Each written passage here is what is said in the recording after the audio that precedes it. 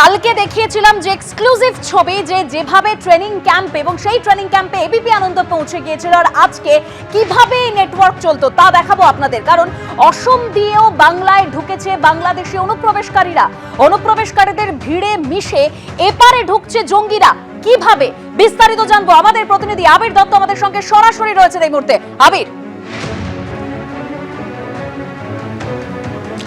দেখো, শুরুতেই তোমায় জানাই যে ইতিমধ্যে আজকে যেটা জানা যাচ্ছে যে অসমের গুয়াহাটির সেখানে জেলা আদালতে এসটিএফ অর্থাৎ অসম এসটিএফের তরফ থেকে জানানো হয়েছে যে বড় নেটওয়ার্ক কাজ করছে এবং তারা আজকে যে তিনজনকে আদালতে পেশ করেছিল তাদের জেল হেফাজত হলো, কিন্তু তাদের কি ভূমিকা বা কি তদন্তে উঠে আসছে সেই প্রসঙ্গে কিন্তু আদালতে এসটিএফের তরফ থেকে জানানো হয়েছে যে বড় নেটওয়ার্ক।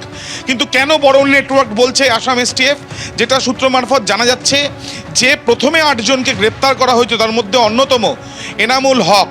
যে এনামুল হক যেখানে আমরা দাঁড়িয়ে রয়েছি ঠিক এই জায়গার এই ধুবুড়ির এই অঞ্চলের বাসিন্দা, এবং এই এনামুল হক যেটা চাঞ্চল্যকর দাবি করেছে জিজ্ঞাসাবাদে, যেটা জানা যাচ্ছে যে হাসিনা সরকারের পতনের পর আরও বেশি সংখ্যায় বাংলাদেশ থেকে অনুপ্রবেশ ঘটেছে এবং ধুবুড়ি অঞ্চলে বিশেষ করে ধুবুড়ি থেকে বাংলাদেশ যাওয়ার যে পথ, বিশেষ করে সেখানে নদী রয়েছে, ব্রহ্মপুত্র নদীর 3টে উপনদী যেখানে মিলছে, সেই সব জায়গাতে অন্ধকারকে কাজে লাগিয়ে, রাতের অন্ধকারকে কাজে লাগিয়ে সেখানে কিন্তু ইতিমধ্যে সেখানে প্রবেশ করেছে।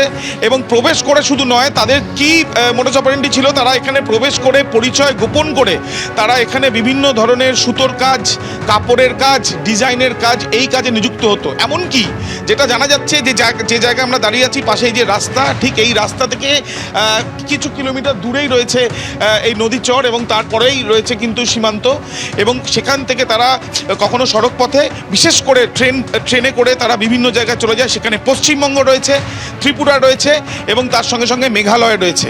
অর্থাৎ বোঝাই যাচ্ছে যে এই যে অনুপ্রবেশ ঘটেছে, এবং তার সঙ্গে সঙ্গে এটাও জানা যাচ্ছে যে বাংলাদেশের থেকে যারা অনুপ্রবেশ ঘটিয়েছে তাদের মধ্যে অনেকে আশ্রয় নেওয়ার জন্য এসছে, তাদের মধ্যে অনেকে এমন রয়েছে যারা নিয়মিত এখানে এসছে প্রশিক্ষণ দেওয়ার জন্য, এবং তারা কিন্তু শুধুমাত্র অনুপ্রবেশকারী নয়, তারা জঙ্গি এবং তারা আনসারুল্লাহ বাংলার সক্রিয় সদস্য।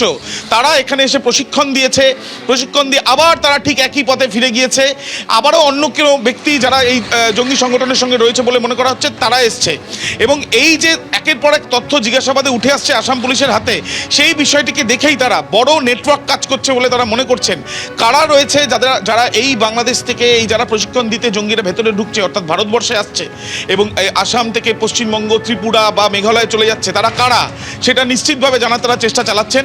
দ্বিতীয়ত, তাদেরকে সাহায্য করছে কারা সেটাও কিন্তু দেখার একটা বিষয়, যে তারা কিভাবে নদীপথে অন্ধকারকে কাজে লাগিয়ে, রাতের অন্ধকারকে কাজে লাগিয়ে তারা প্রবেশ করছে এবং তারপরে ট্রেনে বা সড়ক পথে তারা বিভিন্ন জায়গায় চলে যাচ্ছে, সেটা কিভাবে সেটাই খতিয়ে দেখার চেষ্টা হচ্ছে বলে পুলিশ সূত্র থেকে জানা যাচ্ছে। আর যে অনুপ্রবেশকারীদের জন্য অর্থাৎ যেভাবে অনুপ্রবেশ হচ্ছে তার জন্য বিএসএফ কে দায়ী করেছিলেন মমতা বন্দ্যোপাধ্যায়, আর কেন্দ্রীয় মন্ত্রী গিরিরাজ সিং তিনি কি বলছেন শোনাবো। नरेंद्र मोदी देश के लिए करते हैं और बंगाल की सरकार वोट के लिए रेड कारपेट रोहिंग्या के लिए बिछाते। आप गाली देते किसको? बीएसएफ को, जो बीएसएफ सीमाओं पे रह करके देशवासियों की रक्षा कर, अपनी विफलताओं को छुपाने के लिए पूरी दुनिया जब जान गई कि बांग्लादेशी मुसलमान और रोहिंग्या गेटवे ऑफ बंगाल से, रेड कारपेट से आते हैं, और तब इनको लगा कि अब मैं हिंदुओं को रोक दूं, जो वहां हिंदू मर रहा है, निकलना चाह रहा है, उसके ऊपर निशाना।